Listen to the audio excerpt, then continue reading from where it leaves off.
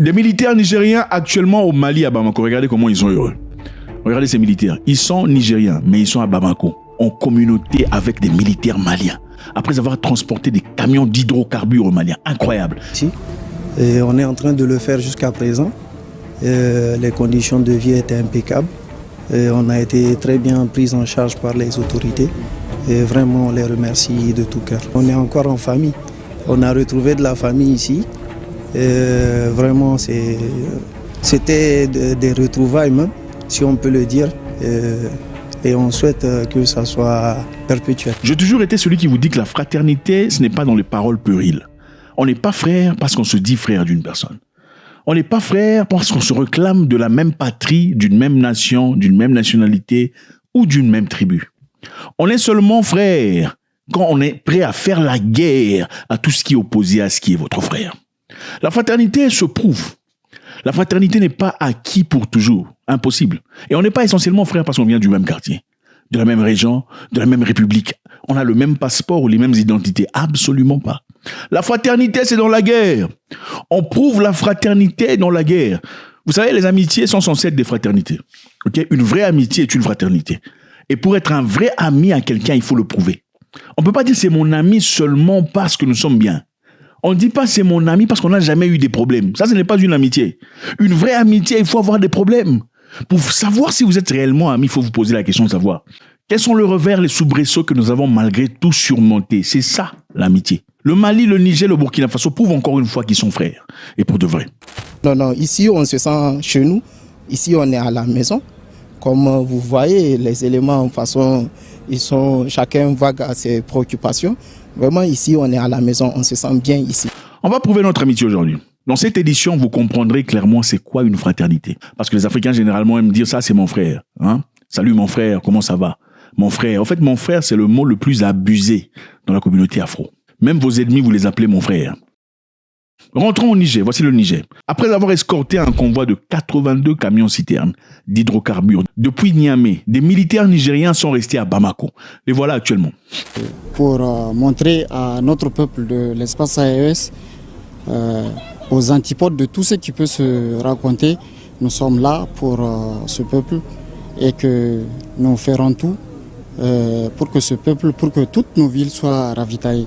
C'est là la première mission de l'escorte stratégique. La seconde mission aussi, c'est continuer à sécuriser notre espace et toujours prouver à ce peuple que c'est l'armée du peuple en fait. Donc, qu'est-ce qui s'est passé ici? Nous avons des militaires nigériens qui ont transporté 82 camions-citernes. Voilà les camions-citernes remplis d'hydrocarbures en destination du Mali. Leur présence, évidemment, illustre la coopération sécuritaire et énergétique entre le Niger et le Mali, dans le cadre, évidemment, de l'Alliance du Sahel. C'est ça la fraternité. C'est quoi la fraternité? Elle ne se prouve que dans les difficultés. Ils sont arrivés à Bamako le 22 novembre après avoir fait 1400 km depuis Niamey. Imaginez-vous, 1400 km de route, c'est beaucoup. Composition, il s'agissait ici de 82 citernes chargées d'hydrocarbures, offertes par qui? Par le président nigérien, ce monsieur ici, Abdourahmane Tiani, comme don au Mali. Le Niger, à travers son président de la République, offre 82 camions-citernes au Mali. Et la question se pose, pourquoi? On va le découvrir tout de suite. Le camion a été escorté évidemment par des pick-up, des blindés, des motos de l'armée nigérienne qui ont sans peur assuré la sécurité le long du trajet. Alors on parle ici de sécurité, on parle de camions, citernes et on parle de dons. Pour le contexte, de quoi s'agit-il vraiment?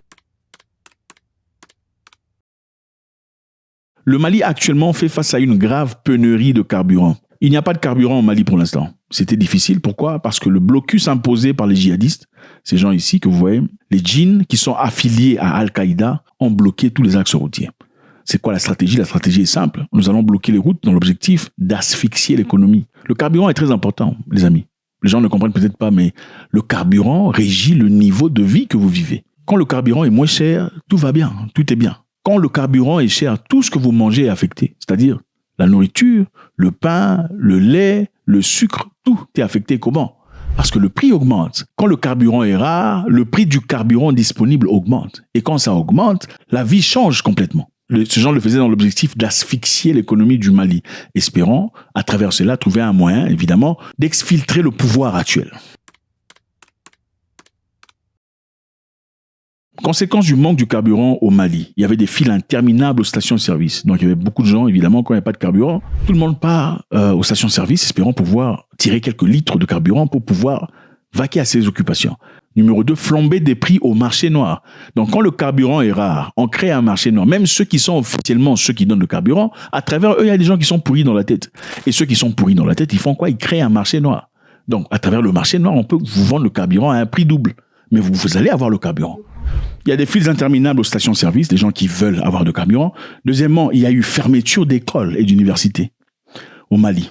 Okay? On a fermé les écoles pendant un temps parce qu'il n'y avait pas de carburant. Seront suspendus sur toute l'étendue du territoire national du lundi 27 octobre 2025 au dimanche 9 novembre 2025. Les cours reprendront le 10 novembre 2025. Ces décisions s'expliquent par des perturbations dans l'approvisionnement en carburant qui affectent les mouvements des acteurs de l'école. L'arrivée de ces citernes, évidemment, a permis une amélioration immédiate d'approvisionnement, réduisant les files d'attente, redonnant le souffle à l'économie locale. Le carburant est très important. Et d'après certains experts, on sait exactement qui est en train de manigancer ces histoires. Cette coopération de l'AES s'inscrit dans la solidarité de l'Alliance du Sahel, regroupant le Mali, le Niger, le Burkina Faso. C'est ça, la fraternité, les amis. La fraternité, c'est quand toi, mon frère, tu es en guerre. Cette guerre me concerne immédiatement. Le Niger envoie des militaires.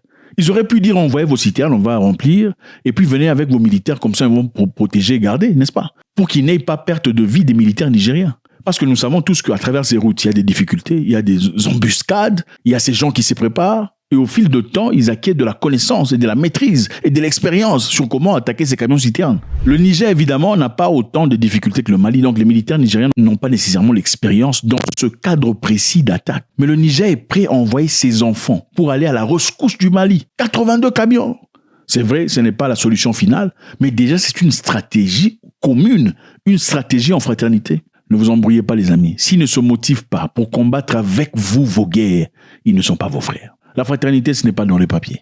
La fraternité, ce n'est pas dans la couleur de peau, croyez-moi. Il y a des gens qui ont expérimenté dans leur vie une fraternité venant de très loin, une fraternité étrangère, mais une vraie fraternité basée sur des principes et des mœurs réels. Des gens qui sont là pour vous protéger, pour vous soutenir, pour vous pousser à aller de l'avant, mais qui ne viennent pas de vos origines. C'est ça la fraternité. Le Mali, Niger, Burkina Faso sont des vrais frères. Et c'est à ça qu'il faut aspirer. La réalité est simple. Regardez dans le passé vous dit tout. Le passé vous raconte tout ce que vous voulez savoir sur quelqu'un et sur votre relation. C'est aussi simple que ça. Au fait, quand les gens viennent dans votre vie, ils vous montrent déjà préalablement quel genre de personnes ils sont. Mais généralement, vous ne tirez pas attention. Et après, vous êtes surpris de leur réaction par rapport à une situation. Vous êtes choqué. Le monsieur vous avait montré depuis très longtemps ce qu'il était. Pendant qu'on vous a menacé, il s'est poussé à côté. Il n'a même pas posé la question pour savoir qu'est-ce qui ne va pas, pourquoi vous le menacez, qu'est-ce qu'il a fait. Mais il s'est poussé à côté parce qu'il avait peur des biceps qu'il a vus. Ce n'est pas une amitié. Et pourquoi êtes-vous surpris quand on vous attaque finalement avec un couteau, il court, il vous laisse derrière? Ne soyez pas choqués.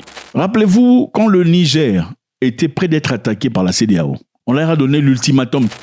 Tous les États membres de la CEDEAO présents ici aujourd'hui ont tous engagé des éléments, ils ont engagé leur propre équipement, ils ont engagé leurs propres ressources pour mener à bien cette mission. Donc je vous le dis, nous sommes prêts à partir dès que l'ordre sera donné.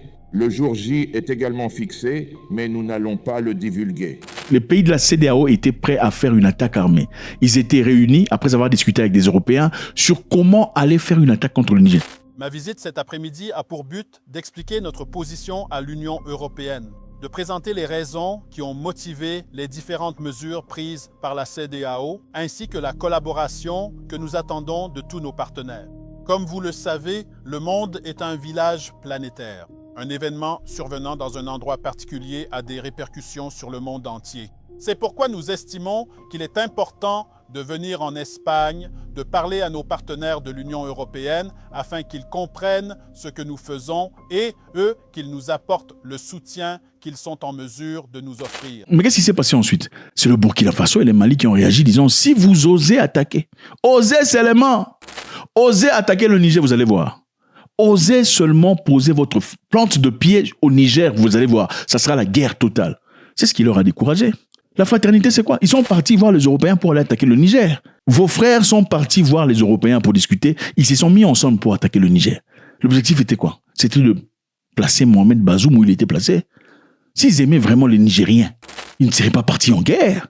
Ils n'auraient même pas pensé à l'idée de partir en guerre contre le Niger, pensant que cette guerre coulerait beaucoup plus de sang Nigériens qui sont censés être leurs frères au nom de l'amour. Mais ils n'ont pas fait. Ils ont menacé de partir attaquer.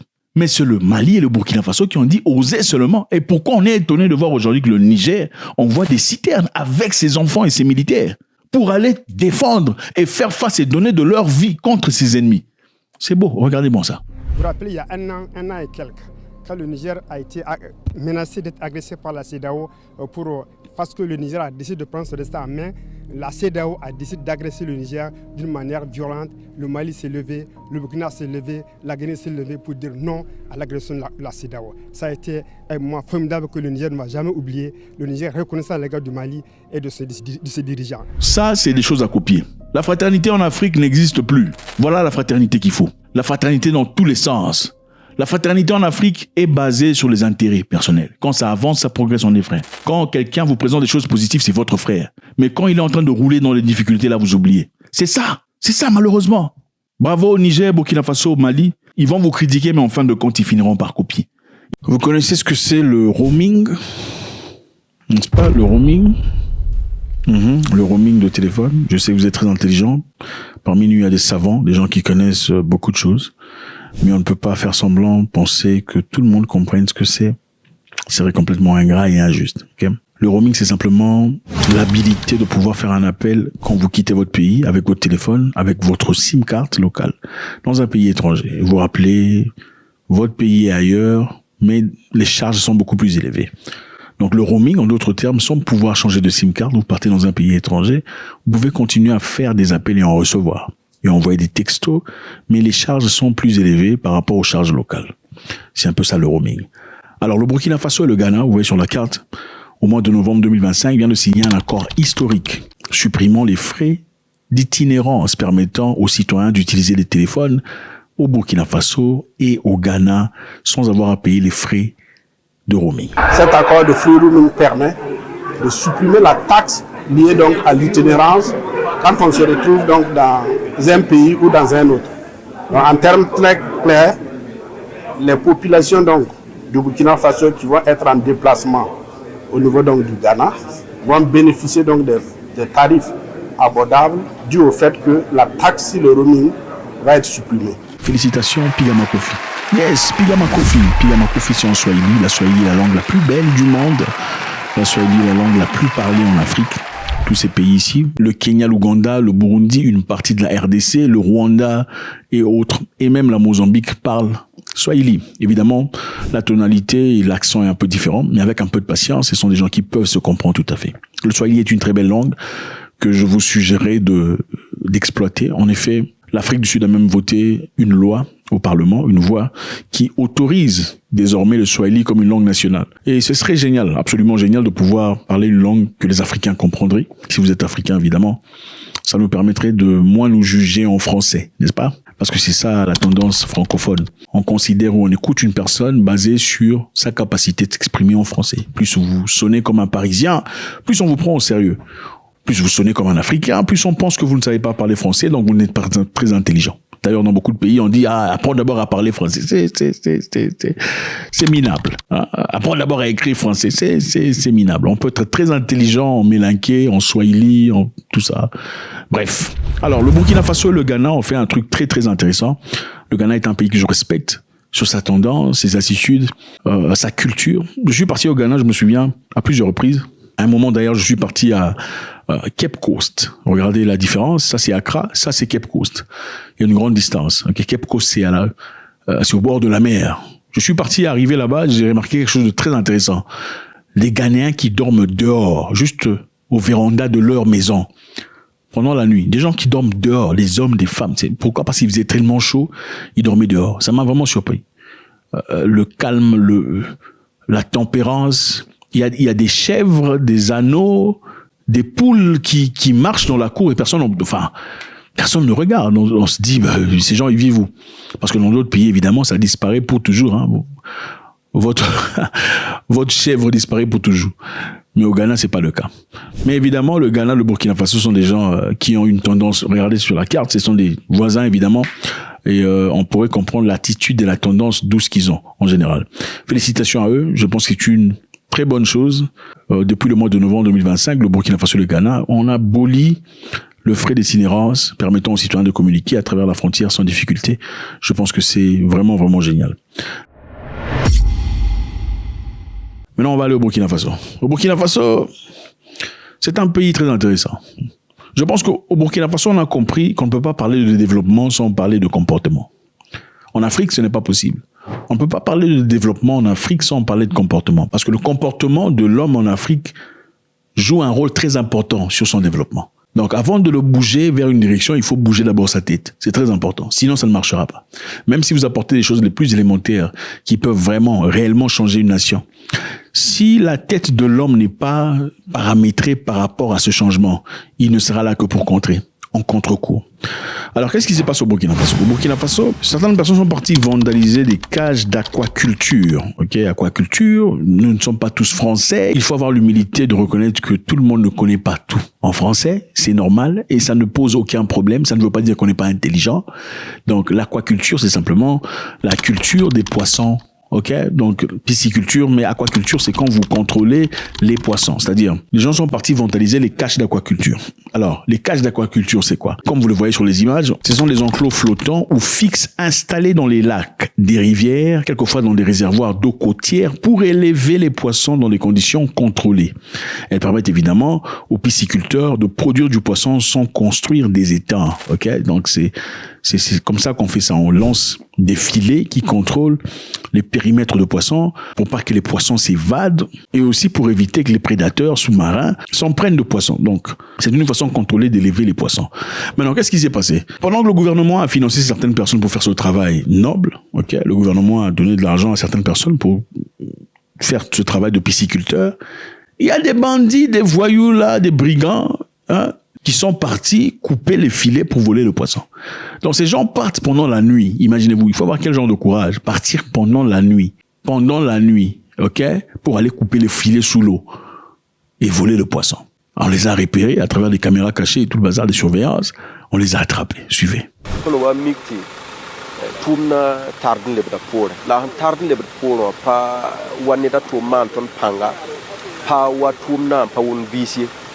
Kitenti hembe tumna posul samne titon datna tabum ni wabitum ka tentai atumna wana wakat ni han tat yisigama so me yihun ko sa a ti ban monta operation ra maha yikwa tumna pupel ma tumna ketenzi ti yela pane ya tum kan la tun hongomna tum kira yelo to la tun hongomna ndati la ne ba to yana tum kensa yam na wa mikamti yam dinya soma zimbe me yam program tina wa yi hame wata miktizim si wuligdam tia wagdam aban kati tenga yidiga aban kati ya tuntun bat pam nan ditin lab zaada ba zaksa lab hun tumno tono naram yelle nanamse nit ninga fa minti atwen yi sore ti soglo tenta sol marambe zakaramba bisibr ti ha bembe twen dikin sibr ti ne ba nya tum kira be si dik ti hankare tum na hin kento towa.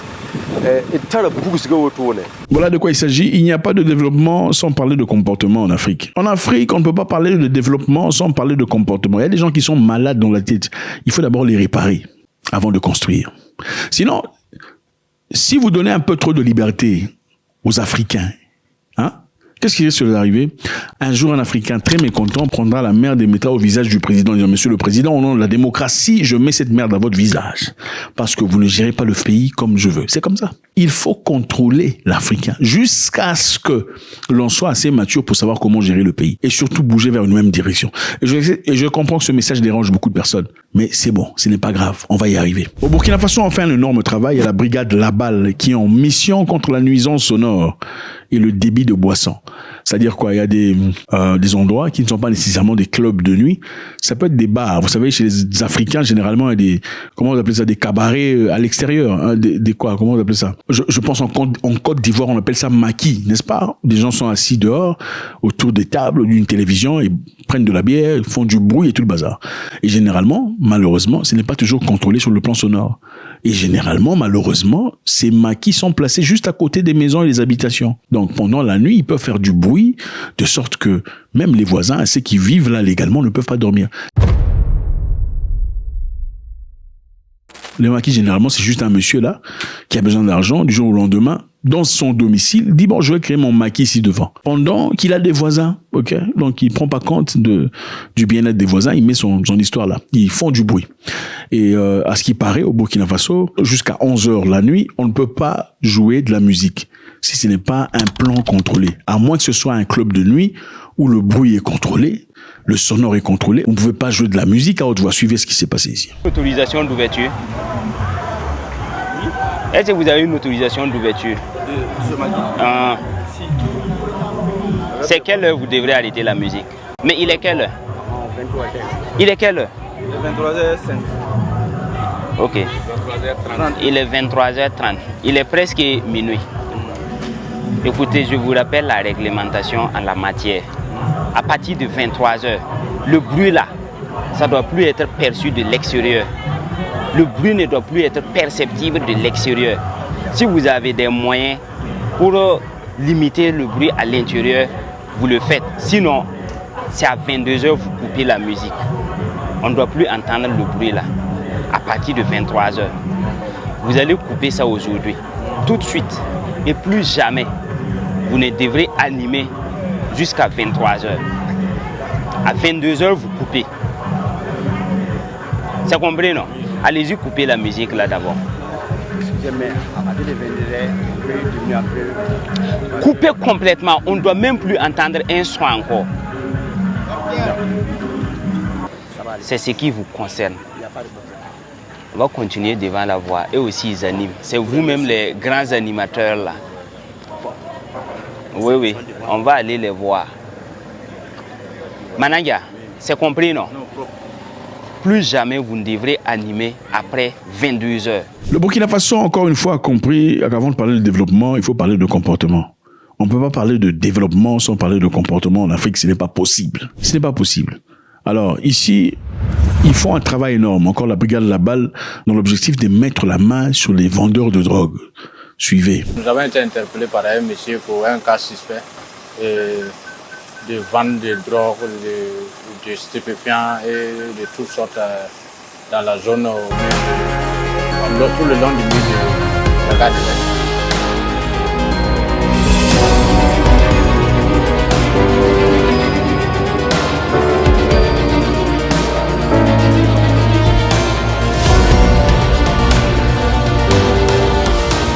Où ça? Faut enlève ça de police. Montre ça, c'est tel.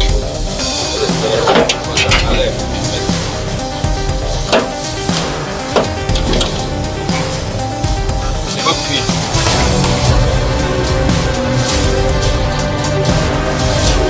Regarde, là, ce système là. Il faut voir comme ça. Comment il remplace ça.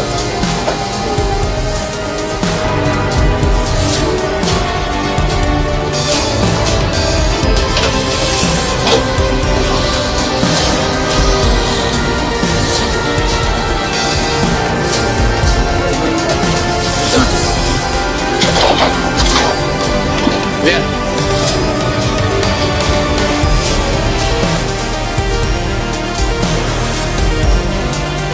Enlève ça.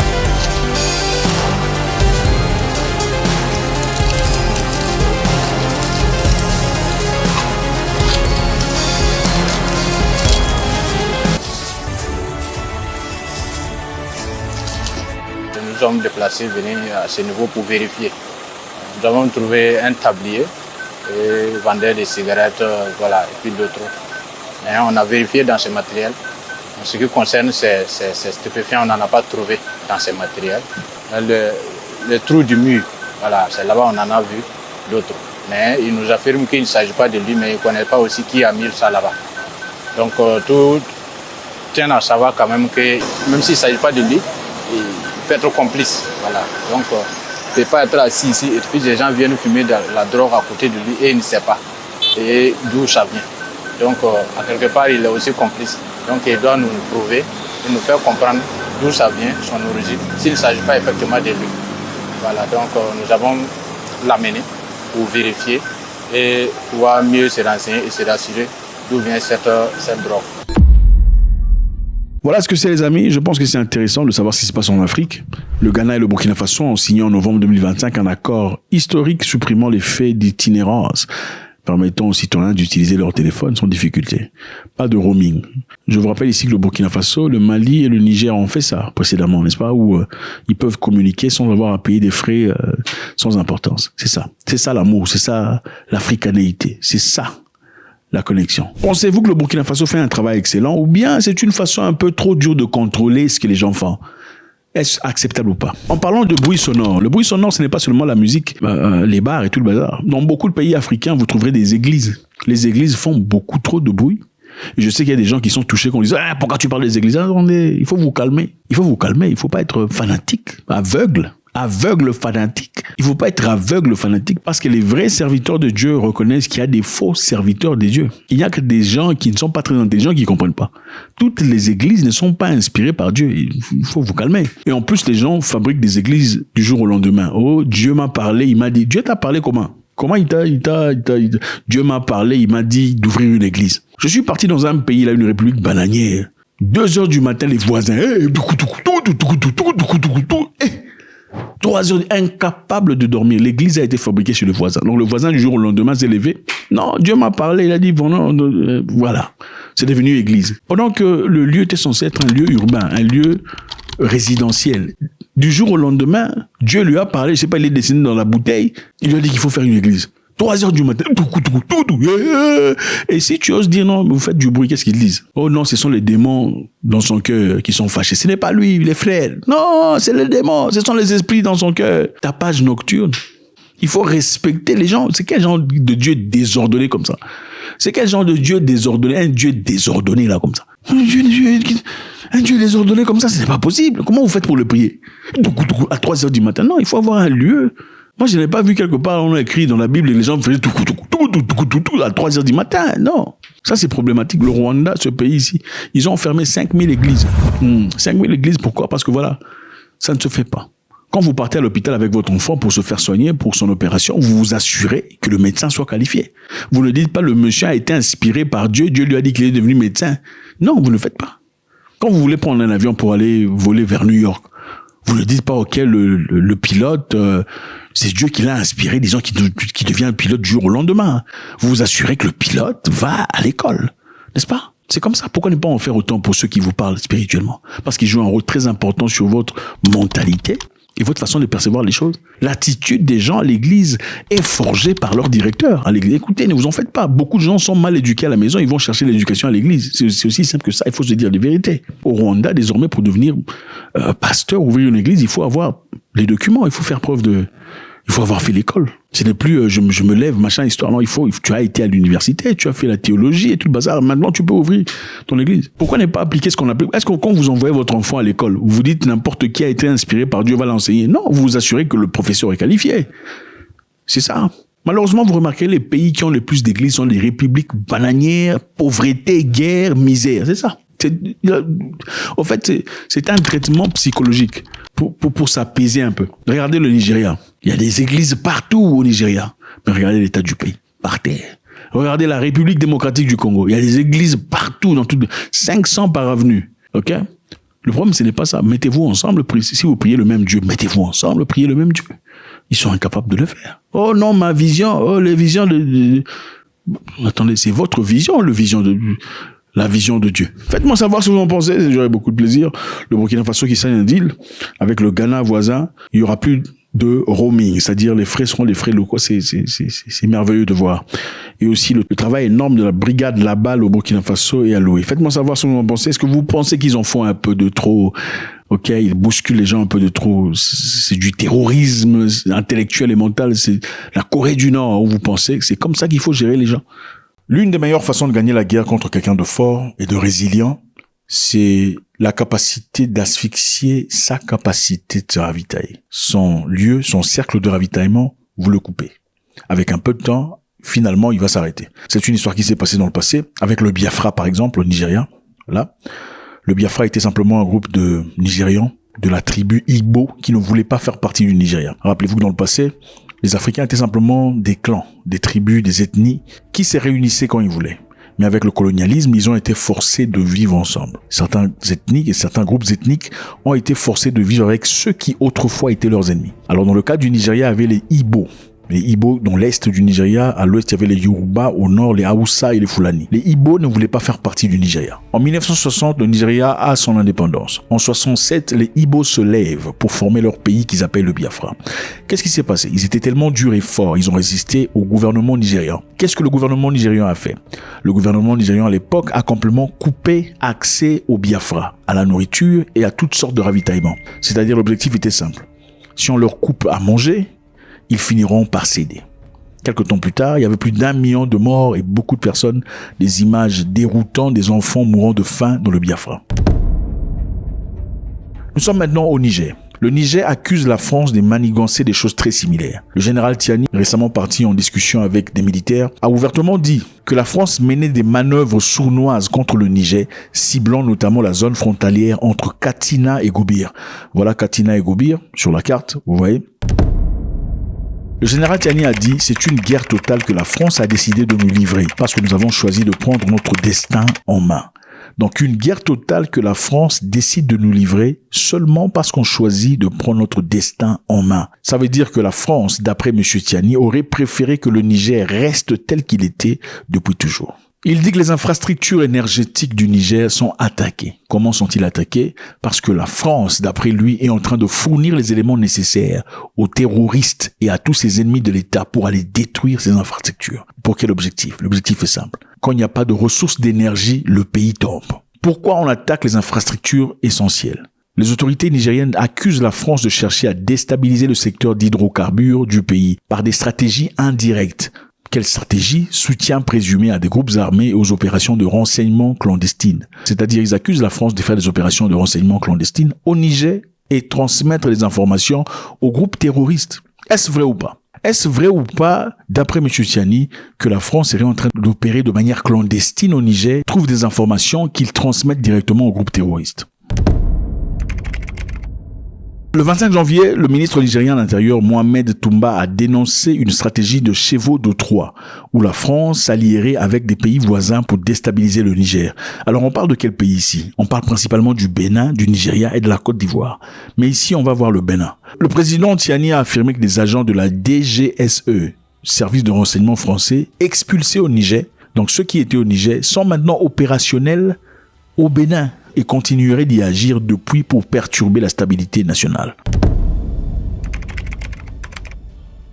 Les hydrocarbures sont ciblés simplement parce que le Niger actuellement essaie de diversifier son économie au-delà de l'uranium. Comme vous le savez très bien, depuis très longtemps, le Niger a été un très grand producteur d'uranium, mais on ne peut pas construire un pays seulement en misant sur une seule chose. Il faut diversifier son économie. C'est très important. Et comme le Niger essaie maintenant, avec les pétroles et autres choses, les ennemis du Niger essaient de déstabiliser le pays en visant ces mêmes histoires.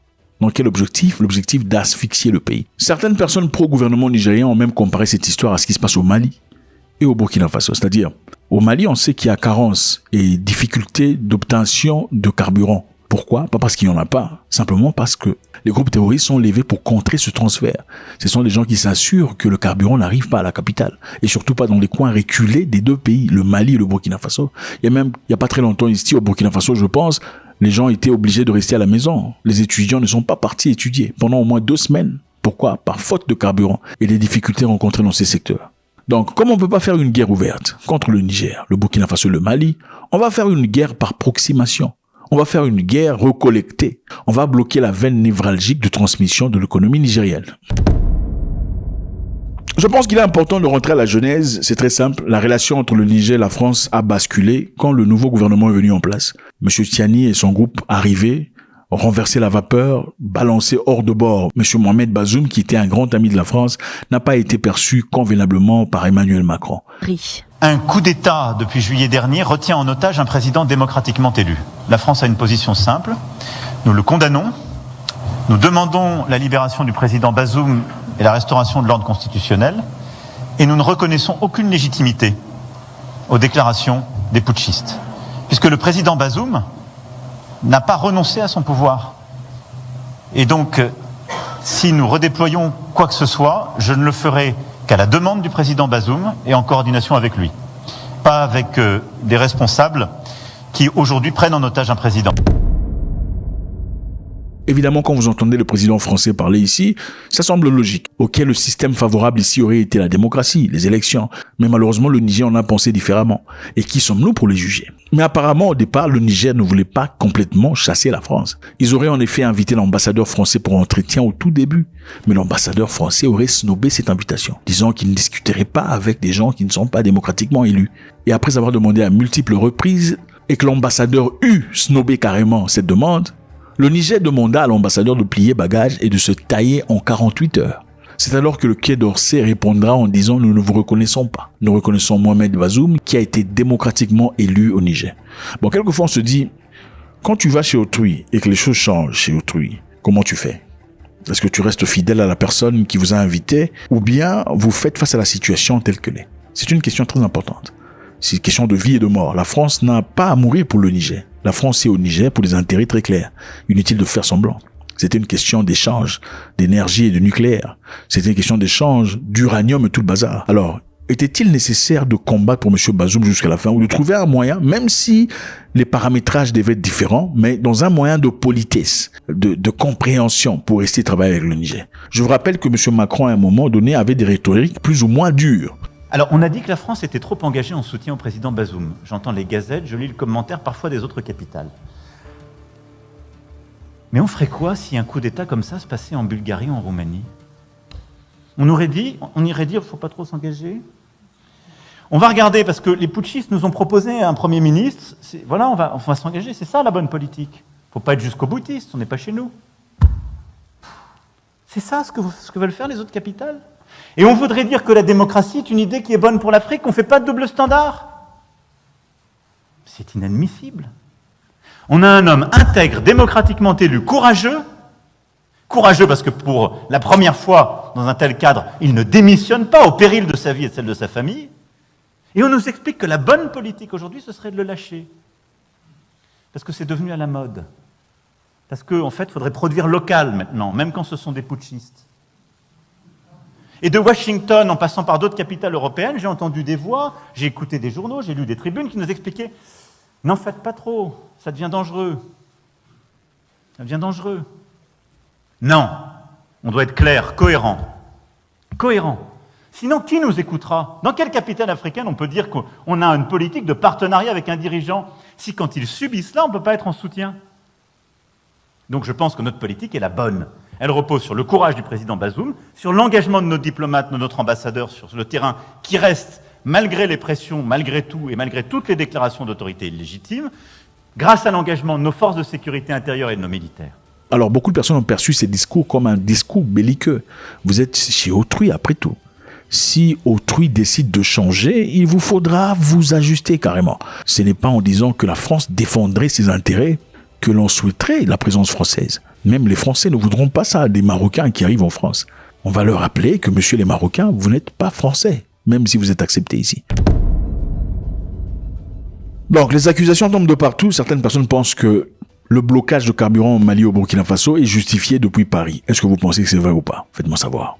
Je vous rappelle que le Mali a accusé la France de partager les informations de renseignement et d'alimenter les éléments terroristes. Mon pays a été ensuite poignardé dans le dos par les autorités françaises. À la gravité des faits commis par la junte française, le Mali, dans sa lettre en date du 15 août 2022, a demandé la tenue d'une réunion d'urgence du Conseil de sécurité des Nations Unies. Cette réunion a pour objet de permettre au Mali de présenter les éléments de preuve en sa possession, démontrant que l'armée française a agressé en de maintes reprises mon pays. Le Mali, parti aux Nations Unies, demanda une réunion spéciale pour discuter sur ce sujet qui apparemment avait été rejeté. Vrai ou faux, on le découvrira certainement très bientôt. Finalement, M. Macron entame une tournée de 5 jours dans le continent africain. M. Macron va faire un voyage en Afrique dans 5 pays différents pour aller discuter commencer une nouvelle relation de la France-Afrique. Macron souhaite profiter de ce voyage pour renouveler la relation de la France avec l'Afrique en évoluant vers un partenariat plus équilibré et mutuellement bénéfique. Partenariat plus équilibré et mutuellement bénéfique. Je pense que c'est avec ça qu'il fallait commenter. Donc à partir du moment où les Africains du Sahel commençaient à se bouger, il fallait directement dire hey, les amis, nous sommes prêts à faire un partenariat plus équilibré et mutuellement bénéfique. Au lieu de tirer là, fermer l'ambassade, refuser le visa, bloquer les vols et en fin de compte chercher à renverser la vapeur, ça devient beaucoup plus compliqué. Alors, M. Macron sera où? M. Macron évidemment commencera en Afrique du Sud, il participera au G20, il visitera quelques pays africains dont on partagera ici dans notre prochaine édition. Faites-moi savoir ce que vous en pensez. Est-ce que vous pensez vraiment que le général Tiani a raison de dire que la France est en train de manigancer? La France, c'est la raison pour laquelle les attaques sont effectuées dans la zone frontalière de Katsina et Gobi, dans l'objectif de déstabiliser en détruisant les installations pétrolières et gazières. Mais est-ce acceptable si on vous chasse d'un appartement de vouloir brûler l'immeuble? Faites-moi savoir, c'est toujours avec beaucoup de plaisir. God bless.